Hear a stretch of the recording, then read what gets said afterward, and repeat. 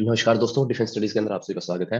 फैक्टोलॉजी नाम की सीरीज के अंदर ये आपका 10th लेक्चर है। ये सीरीज स्पेशली पेपर 2 के लिए डिजाइन की गई है और अगर आप इसको पूरा देखते हैं तो आपके डेफिनेटली 20 to 30 मार्क्स इंक्रीज हो सकते हैं। तो आज का जो हमारा टॉपिक है वो है मैन एनिमल कॉन्फ्लिक्ट के बारे में। ये यूपीएससी का एक बहुत ही फेवरेट टॉपिक है और आज का जो लेक्चर होने जा रहा है उसको हमने इस तरीके से डिवाइड किया है। तो सबसे पहले तो हम आपको डेफिनेशन बताएंगे, उसके बाद कुछ रिसेंट की न्यूज़ बताएंगे, फिर बताएंगे कि मैन एनिमल कॉन्फ्लिक्ट के बारे में कुछ जनरल सी इन्फॉर्मेशन क्या होता है ये, फिर आपके आते हैं इश्यूज, किन इश्यूज की वजह से ये चीजें अराइज हो रही हैं, फिर उनको सोल्यूशन बताएंगे, फिर हम आपको इंटरेस्ट प्रैक्टिस और लोकल लेवल पे जो प्रैक्टिसेस फॉलो की जाती है वो बताएंगे और लास्ट में हम आपको ये बताएंगे कि आगे इनका वे फॉरवर्ड क्या हो सकता है, यानी कि हमारी तरफ से क्या क्या सोल्यूशन और पुट किए जा सकते हैं। और लास्ट में आपका एक ऐसे का टॉपिक भी बताया गया है जिसको आपको सोल्व करना है। ठीक है दोस्तों, चलिए हम अपना लेक्चर स्टार्ट करते हैं। तो सबसे पहले आती है मेरे बारे में कुछ इन्फॉर्मेशन, अगर आपको यहाँ से देखना है पढ़ना है तो आप देख सकते हैं। और जो आपकी डेफिनेशन है मैन एनिमल कॉन्फ्लिक्ट की वो आपकी दी है WWF ने, यानी वर्ल्ड वाइल्ड लाइफ फंड ने। ठीक है, तो उन्होंने क्या बोला है कि जब कभी भी ह्यूमन और वाइल्ड लाइफ के बीच में कॉन्फ्लिक्ट होता है या फिर उसको बोला जाता है तो वो क्या होता है, बेसिकली उनके बीच का एक ऐसा इंटरेक्शन है जिससे कि नेगेटिव इंपैक्ट क्रिएट होता है दोनों की लाइफ पे, यानी ह्यूमंस पे भी नेगेटिव इंपैक्ट क्रिएट होता है और वहीं आपके वाइल्ड एनिमल्स की तरफ भी जो ये नेगेटिव इंपैक्ट क्रिएट होता है। तो सबसे पहले नेगेटिव इंपैक्ट क्रिएट करता है उनकी लाइफ के ऊपर, यानी लाइफ के ऊपर क्या है, ह्यूमन की भी लाइफ लॉस हो सकती है और वाइल्ड लाइफ एनिमल की भी लाइफ लॉस हो सकती है। दूसरी बात क्या है, जो वाइल्ड लाइफ की है उनका हैबिटेट लॉस हो सकता है। ठीक है दोस्तों, और वही ह्यूमन है उनकी जो प्रॉपर्टी है, प्रॉपर्टी आपकी खेत लगा लीजिए, प्रॉपर्टी आपके घर लगा लीजिए, कुछ भी ऐसी चीजें हैं जो कि कीमती है इंसानों के लिए, तो ये उसको डिस्ट्रॉय कर सकते हैं। जैसे मान लीजिए आपके घर में एलिफेंट आ गया, एलिफेंट ने आपका घर तोड़ दिया, तो क्या लॉस ऑफ प्रॉपर्टी है। तो ये सारी चीजें हमें देखने को पाई गई है अगर इन दोनों के बीच में एक नेगेटिव इंपैक्ट क्रिएट किया गया है या हुआ है। ठीक है, उसी को हम बोलते हैं मैन एनिमल कॉन्फ्लिक्ट या फिर ह्यूमन वाइल्ड लाइफ कॉन्फ्लिक्ट। ठीक है, उसके बाद दोस्तों क्या है, मैन एनिमल कॉन्फ्लिक्ट के बारे में कुछ और बता देते हैं कि man animal conflict are the common in various part of the country. तो ये हर जगह ही कॉमन है, यानी अलग अलग तरीके से कॉमन है, लेकिन जहां पे जंगल ज्यादा है वहां पर ही ज्यादा देखने को पाया गया है। इंडिया में ये माना गया है कि जो वाइल्ड एलिफेंट्स है उनकी वजह से लोग की बहुत ज्यादा मौतें होती है रादर देन टाइगर्स, लेपर्ड और लोइन के अटैक से।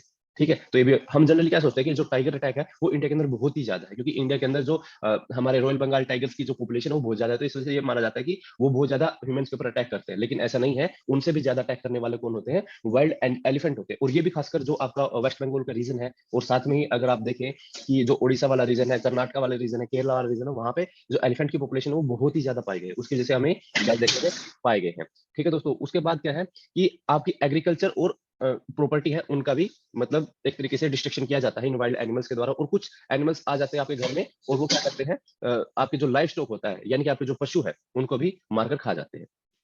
उसके बाद आता है कुछ स्टैटिस्टिक्स के बारे में हमें कुछ डाटा है, तो डाटा हमें दिया गया है और उसके बारे में अगर हम देखें तो सबसे पहले बात की गई है कि 2014 से 2016 के टाइम के बारे में। तो इसमें बोला गया है कि 1100 से ज्यादा लोगों की मौत हुई है, वो किसने की है, वाइल्ड एनिमल्स ने किया, और वाइल्ड एनिमल्स में भी मोस्टली कौन थे, एलिफेंट और टाइगर ही थे। ठीक है, दूसरी बात उन्होंने बोली है कि अगर कहीं पे सबसे ज्यादा एलिफेंट की वजह से डेथ हुई है, यानी कि जैसे इन्होंने बताया कि 1052 लाइफ की खो दी है हमने, वो कहाँ पे हुई है, वो आपके सबसे ज्यादा हुई है वेस्ट बंगाल के रीजन, वहां पे कितनी है, 266 डेथ। ठीक है, यानी लगभग ये 25% है सभी डेथ्स का। उसके बाद किसकी नंबर आता है, झारखंड, और फिर आता है छत्तीसगढ़ का। हालांकि जो केरला का रीजन है या फिर कर्नाटक का रीजन है वहां पे भी हमें एलिफेंट की वजह से बहुत सारी डेथ देखने को पाई गई है।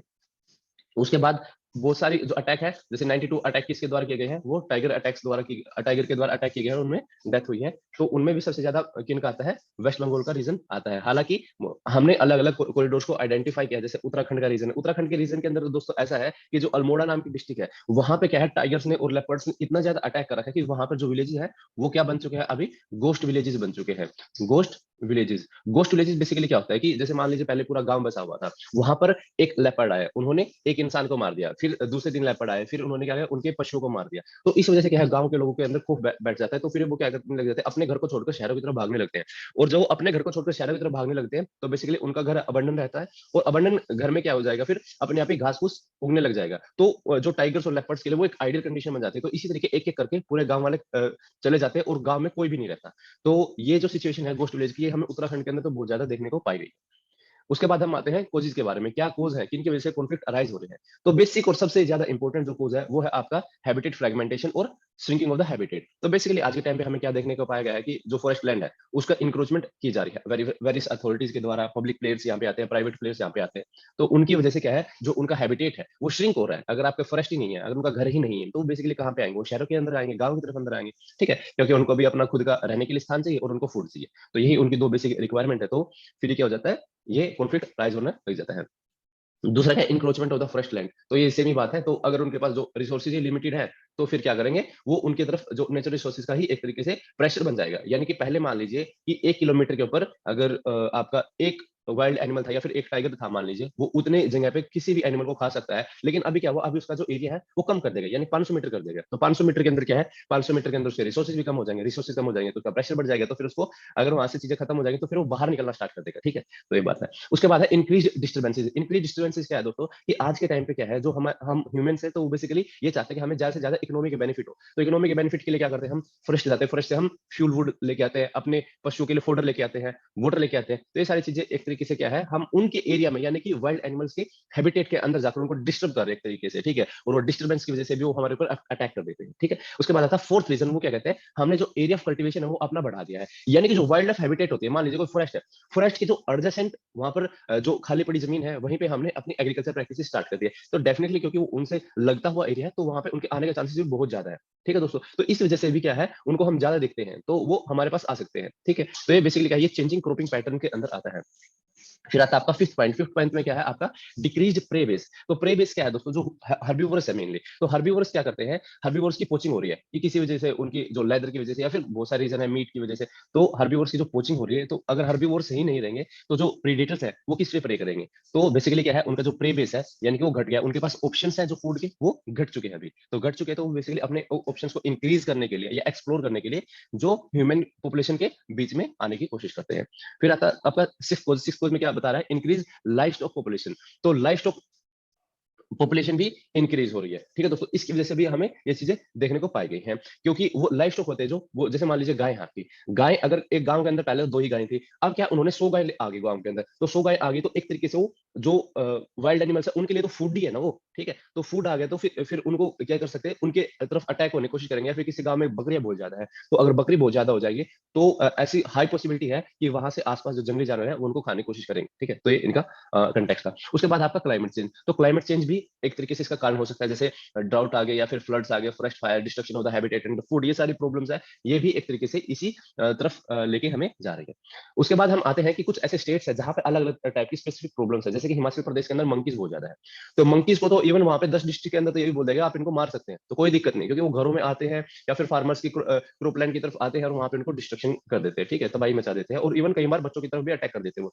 ठीक है, उसके बाद आता है बिहार के अंदर आपके नील गाय एंड वाइल्ड बोर के रिलेटेड इशू है। नील गाय को तो वहां पे वर्मिन भी डिक्लेयर कर दिया गया है। दोस्तों आपको कमेंट सेक्शन में एक बात बतानी है मेरे को, डब्ल्यूपीए जो एक्ट है 1972 वाला, उसके अंदर हमने 6 शेड्यूल दे रखे, तो 6 शेड्यूल में क्या क्या दे रखा वो आप एक बार कमेंट सेक्शन में मेरे को लिख के बताइएगा। ठीक है, उसके बाद आता है आपका उत्तराखंड। उत्तराखंड के अंदर वाइल्ड बोर्स के अटैक हमें देखने को पाए गए हैं, और जो अल्मोड़ा टाइप के रीजन है वहां पे हमें लेपर्ड के अटैक बहुत ज्यादा पाए गए। ठीक है, महाराष्ट्र के अंदर भी वाइल्ड बोर और नील गाय के ऊपर मतलब उनके गवर्नमेंट ने बोल रखा है कि कोई दिक्कत नहीं है, अगर आपको, अगर ये एनिमल्स है, अगर आपके जो क्रॉप एरिया है उसको डिस्ट्रॉय कर रहे हैं, तो हम आपको कंपनसेशन भी देंगे। ठीक है, और कुछ जो स्टेट्स है उन्होंने अपने लिए अलग अलग से प्लान भी प्रपोज किया, जैसे कि गुजरात ने वाइल्ड बोर के ऊपर एक प्लान प्रपोज किया कि अब वो जो वर्मिन वर्मिन उसको डिक्लेयर कर देगी 19 डिस्ट्रिक्ट के अंदर। और गोवा की जो गवर्नमेंट है उसने तो एक अलग ही टाइप से एक डिक्लेरेशन डाला है, या फिर उन्होंने क्या बोला है कि जो पिकॉक है यानी कि जो हमारा नेशनल बर्ड है, तो वो क्या है, उन्होंने ये बोला है कि वो जो हमारे जो क्रोपलैंड एरिया है, ये वहां पे जाके उसको डिस्टर्ब करता है, और जो भी हमारे जो फसलें होते हैं उनको खराब कर देते हैं, तो बेसिकली आप इसको मारने की हमें परमिशन दे दीजिए।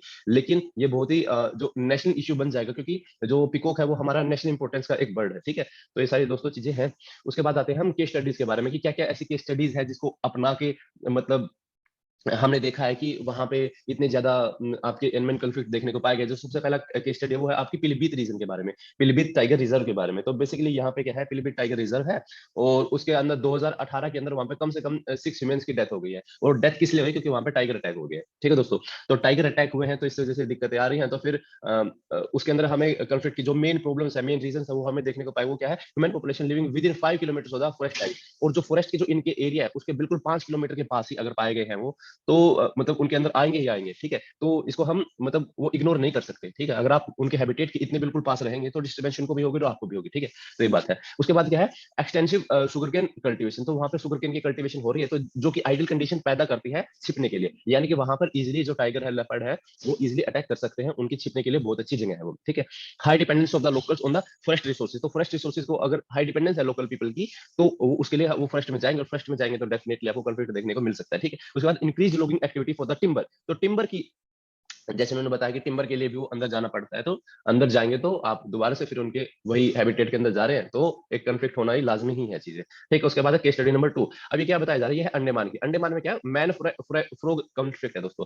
अगर आपको नहीं पता है तो दोस्तों, कि जो 2004 है, 2004 के अंदर हमारे यहाँ पे सुनामी आई थी, और सुनामी आने के कारण जो पूरा बे ऑफ बंगाल है, जो अंडमान का जो रीजन है, ये सारे सारे बहुत ही ज्यादा मतलब तबाही तबाही तबाही तबाही मच गई थी। अंडमान के अंदर तो इतनी ज्यादा हो गई थी कि वहां पे जो लोकल पॉपुलेशन, जिसका मेन काम ही फिशरीज का है, यानी कि जो मतलब फिशेज को ही कलेक्ट करते हैं, फिशरमैन होते हैं बेसिकली वो, ठीक है। तो वहां पे फिशेज बची नहीं, तो उन्होंने क्या किया, फिर साइंटिस्ट ने क्या किया कि एक फिश सीड लेके आए। वो फिश सीड क्या था, वो बाहर से लेके आए थे, ताकि यहाँ पे फिशेज की पॉपुलेशन है जो बढ़ जाए। लेकिन साइंटिस्ट ने ये सोचा कि साइंटिस्ट ने ये बताया कि उस फिश सीड के साथ कुछ ऐसे फ्रॉग की स्पीसीज भी आ गई थी, जिन्होंने फिशेज के साथ अपनी पॉपुलेशन यहाँ पे बढ़ा दी। और वो क्योंकि बाहर से आई थी, तो एक तरीके से इन्वेजिव एलियन स्पीसीज थे, और इन्वेजिव एलियन स्पीसीज अगर वो कहीं पे भी जाती है, तो ये लाजमी है कि वहां पर जो लोकल बायोडाइवर्सिटी है उसको कम करने की कोशिश करेंगे। तो बेसिकली क्या है, जब ये बुल फ्रॉग्स है, मान लीजिए जो फ्रॉग की एक स्पीसीज है बुल फ्रॉग, जिसको हम इंडियन बुल फ्रॉग भी बोल देते हैं, ये स्पेसिफिकली आपके अंडमान आइलैंड से पाए गए हैं, और इनकी पॉपुलेशन इतनी ज्यादा बढ़ चुकी है कि वहां के जो लोकल लेवल पे जो फिशेज होती हैं, और जो वहाँ पे चिकन्स होते हैं छोटे छोटे, तो उनको ये खा जाते हैं। और ये खा जाते हैं तो बेसिकली क्या है, ये फिशरमैन की लाइवलीहुड के ऊपर एक क्वेश्चन मार्क है।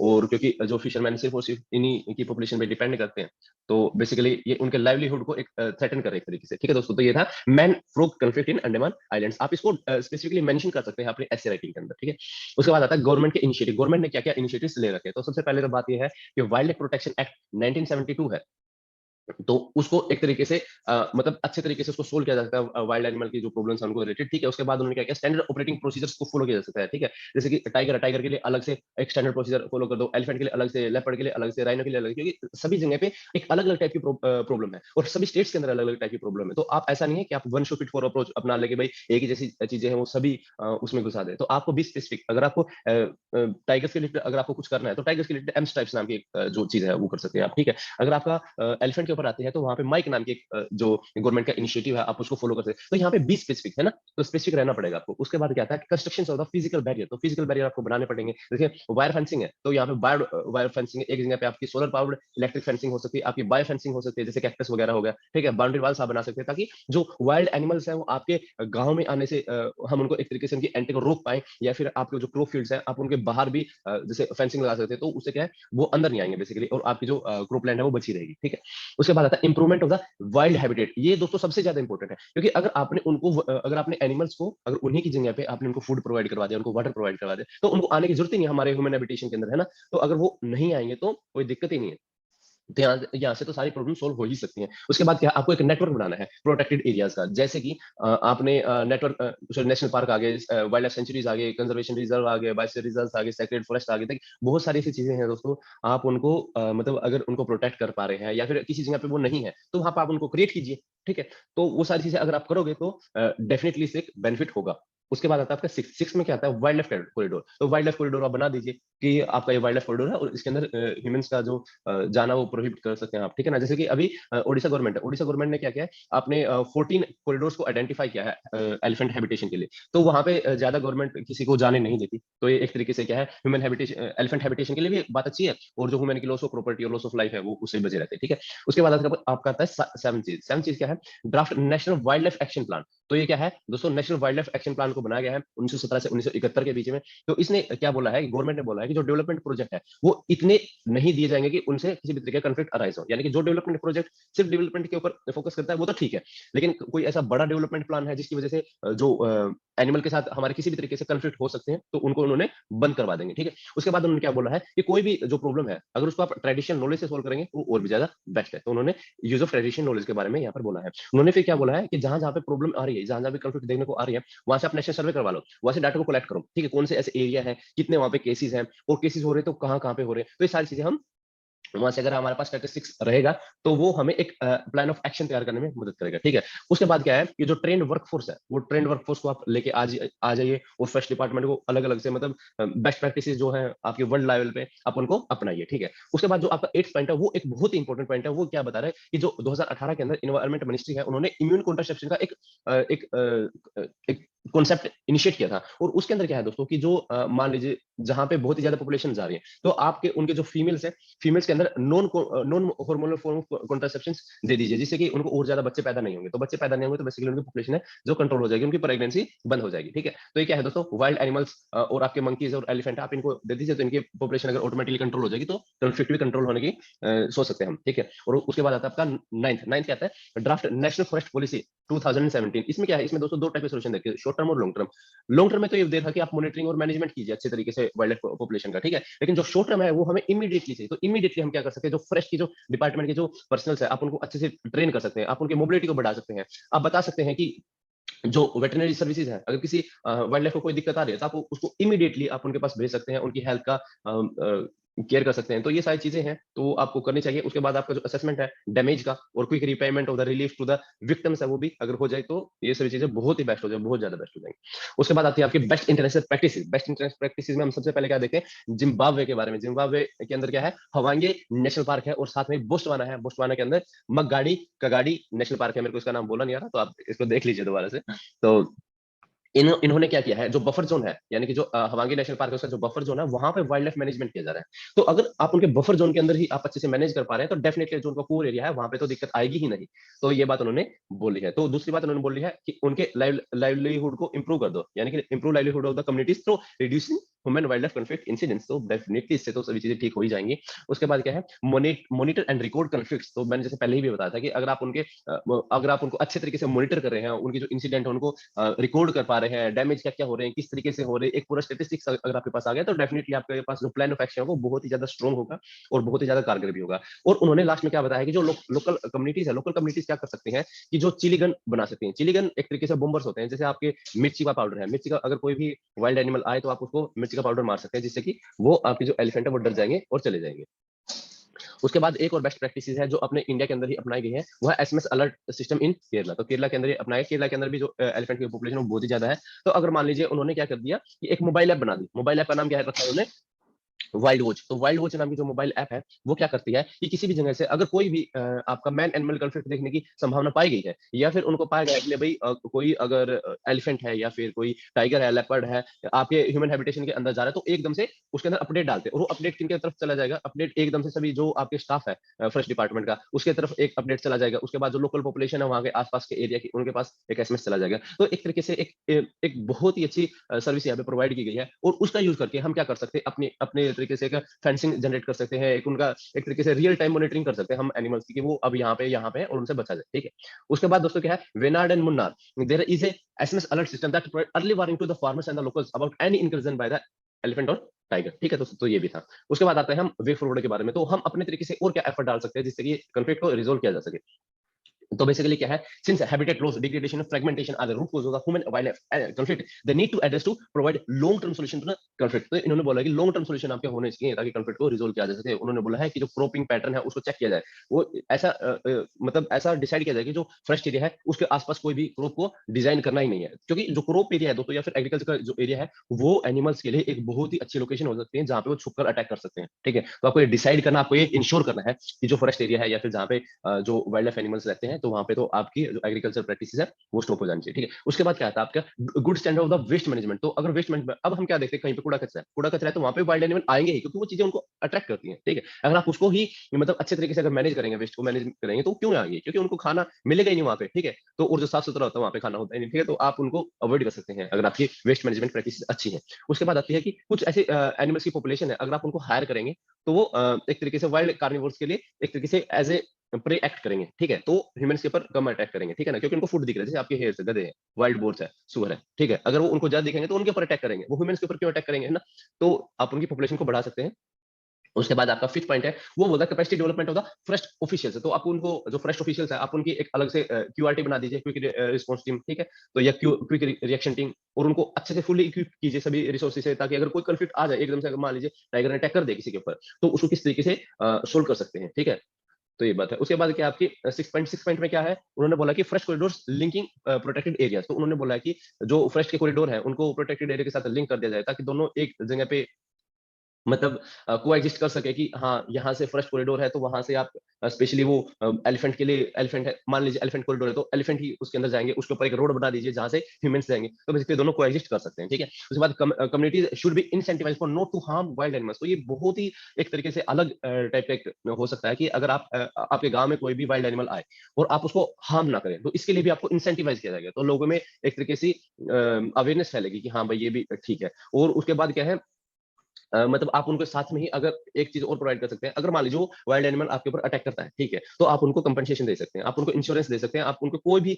मतलब और ऐसी सर्विस दे सकते हैं जिससे कि उनकी जो लाइवलीहुड को फ़ायदा हो, ठीक है? उसके बाद क्या आता है, relocation of the local communities, तो लोकल कम्युनिटीज़ है, अगर जो मान लीजिए बहुत ही ज़्यादा डिपेंडेंट है नेचुरल रिसोर्सेज़ के ऊपर, तो आप उनको थोड़ा-सा और अपलिफ्ट कीजिए, गवर्नमेंट के इनिशिएटिव्स हैं, गवर्नमेंट स्कीम्स हैं, उनका फ़ायदा उठाइए ताकि जो पोटेंशियल ह्यूमन कॉन्फ्लिक्ट्स हैं, ह्यूमन वाइल्ड लाइफ कॉन्फ्लिक्ट्स हैं, उनको रिड्यूस किया जा सके। उसके बाद आपकी एजुकेशन एंड ट्रेनिंग एक्टिविटीज़, अगर आप जितना अच्छे लेवल पे कैपेसिटी बिल्डिंग करेंगे लोगों की, उनको अच्छी-अच्छी टेक्निक सिखाएँगे कि आप इस तरीके से उनको रिज़ॉल्व कर सकते हैं। जैसे मान लीजिए कि अगर आपका टाइगर का अटैक हो रहा है और अगर 5-6 लोग हैं और वो मतलब ज़ोर-ज़ोर से भागो, भागो, भागो, भागो ये बोल रहे हैं और डराने की कोशिश कर रहे हैं टाइगर को, तो टाइगर भाग जाता है, ठीक है? तो ये ऐसा देखने में पाया गया है। तो आपको ये चीज़ें उनके बेसिक ट्रेनिंग आपको उनको देनी चाहिए। उसके बाद आपका आता है कि हमने एक ऐसे का क्वेश्चन आपके लिए स्पेशली प्रिपेयर किया है, तो आपको ये क्वेश्चन राइट करना है, तो इसका लेकिन इवैल्यूएशन आप खुद ही कर पाएँगे क्योंकि हमारे पास इतने रिसोर्सेज़ है नहीं कि अभी हम सभी बच्चों का कर पाएँ। तो technology can reduce man animal conflict, तो आप इसके ऊपर लिखना है, 300 वर्ड का एसे है और 20 मार्क्स में आ सकता है आपका, तो आप इसको डेफिनिटली लिखिएगा। और कुछ ऐसे बच्चे हैं जो कि पेपर 2 के लिए स्पेशली प्रिपेयर करना चाहते हैं और अपने पर्सनल अटेंशन पाना चाहते हैं कि किस तरीके से सर हम हमें बताइए कि एक-एक चीज़ की हम कैसे अपने पेपर 2 के अंदर जो स्किल्स है वो बढ़ा सकें कि ज़्यादा से ज़्यादा मार्क्स ला सकें। तो उनके लिए हमने एक समाधान कोर्स लॉन्च किया है। अगर आप उस चीज़ में इच्छुक हैं, तो आप उसको देख सकते हैं एक बार हमारे एंड्रॉइड एप्लीकेशन के ऊपर। और अगर आपको कोई भी क्वेरी देखनी है, तो क्वेरी के लिए आप डायल कीजिए या फिर आप व्हाट्सएप कर सकते हैं 8930919491 के ऊपर।